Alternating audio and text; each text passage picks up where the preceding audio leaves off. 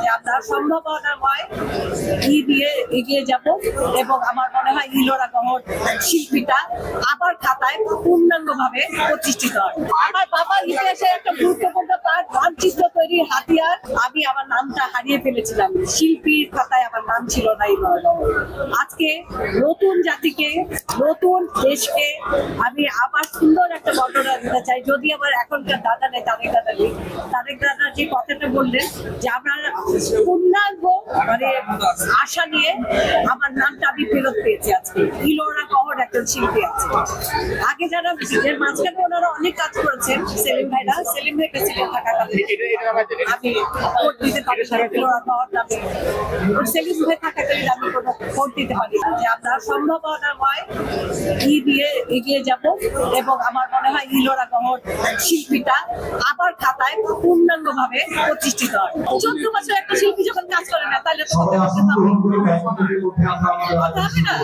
আমার বাবা তো দেশের স্বাধীনতার ঘোষণার লেখক, উনি আমাকে একদিন লিখে পাঠিয়েছিলেন, আপনারা আমার বাবা কি না, বাংলাদেশের কি না, স্বাধীনতার ঘোষণা কে লিখতে পারে? বাংলাদেশের যে যত গণজাগরণের মঞ্চের যত গান শোনেন, জন্ম আমার তো নন, আমার তো আজকের লেখা না, তো 66 এর লেখা, রঙ্গত তোলো তোলো হৃদয় যে হতে হলো, এই গান আমার বাবা লেখা। তারপরে সাগরিক কুমের ওই আকাশে সূর্য উঠেছে আলোকে আলোকময়, সেটা আমার বাবা লেখা। উনি প্রশ্ন করেছেন যে রহিম গহরকে, আমার কাছে এখন স্ক্রিনশট আছে, শহীদ জামাল সেলিম বলেছে আপনার বাবা তো দেশ যুদ্ধের ঘোষণা লেখা।